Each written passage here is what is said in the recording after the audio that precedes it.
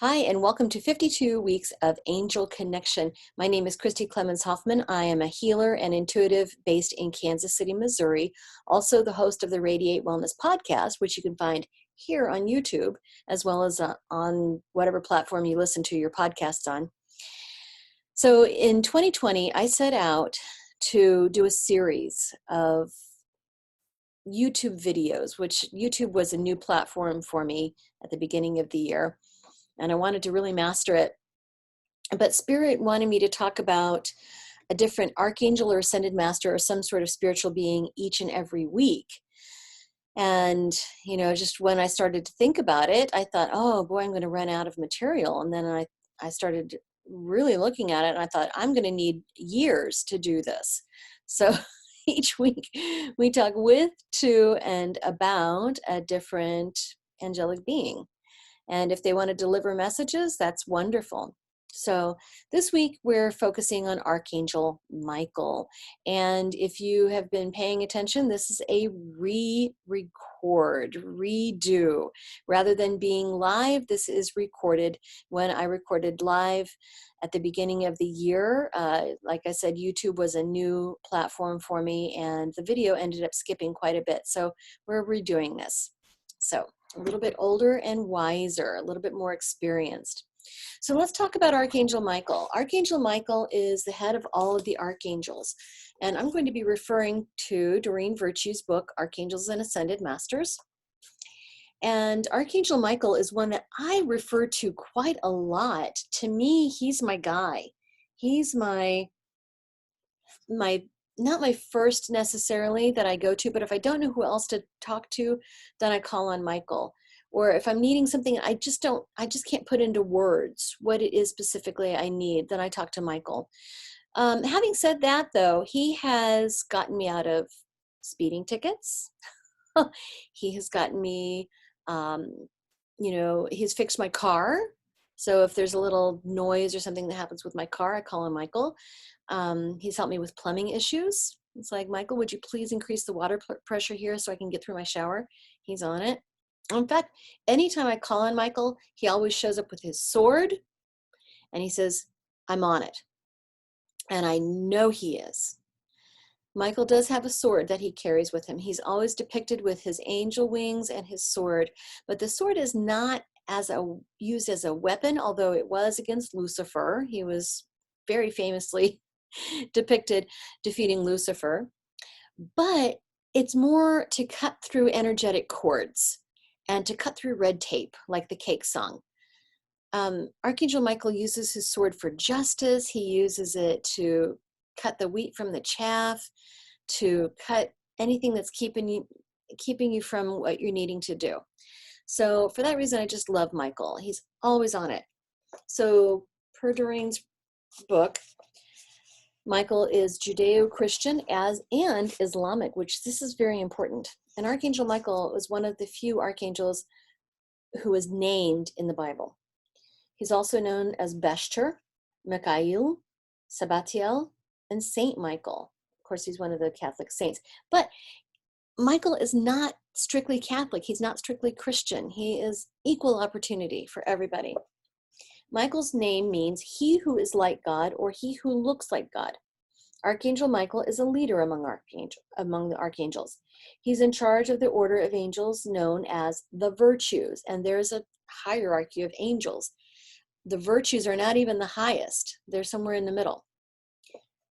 He oversees the light worker's life purpose. His chief function is to rid the earth and its inhabitants of the toxins associated with fear. The humans whom he enlists and works with are called light workers, and Michael asks them to perform spiritual teaching and healing work on a professional or casual basis. He has inspired leaders and light workers since his time in the Garden of Eden, where he taught Adam how to farm and care for his family.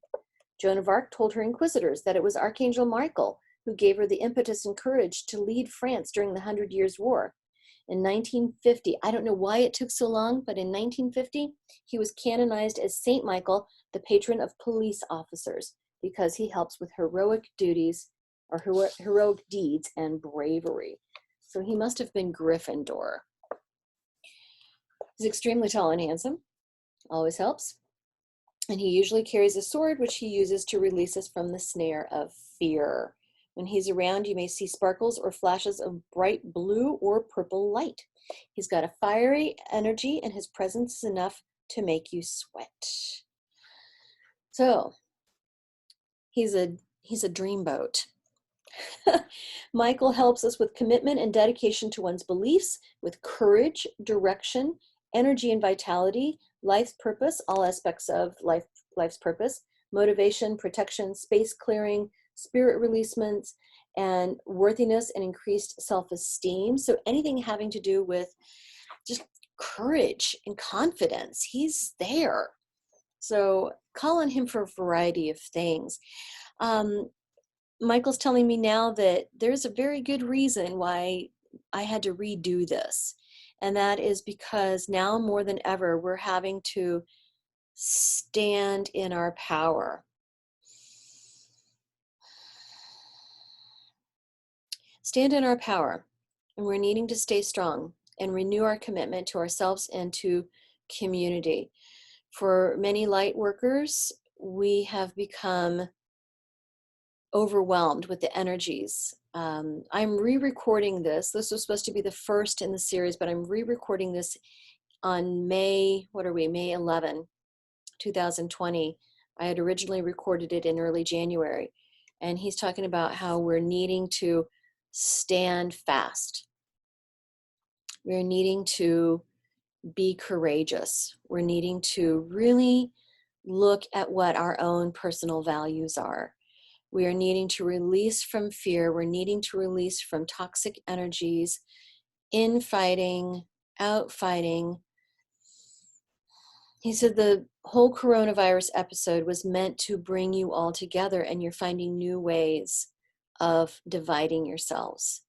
He said, if you look at what your values truly are, if you look inside and define those values like you've never defined them before, and then look around you and look at what you practice, what you read, what you post, what you share, what you talk about. How do those things match your inner knowing, those values? Especially for light workers. During this time, light workers are needed more than ever. We are needed to anchor the light, and we're needing to cut through all illusions of control. We have our own control. Illusions of fear. If we look at our values, there really is no fear. We're looking through illusions of division. There is no division. We're all human. We are each individual sovereigns of our own selves. What somebody else does not affect you. When they come to you for assistance, then you can help them. We also have a responsibility to our community to help keep everybody safe, to practice our spiritual truths and know that they affect us. But when they affect us and heal us, they ripple outward, okay? But we do need to live by certain codes of conduct and certain codes of values, and we need to define them for ourselves. He's like, yep, that's pretty much it. Yeah, I feel like this is a good message. I know I'm really taking it to heart, so I hope you do too. All right, well, that's it for this week. I hope you will tune in to the rest of the series.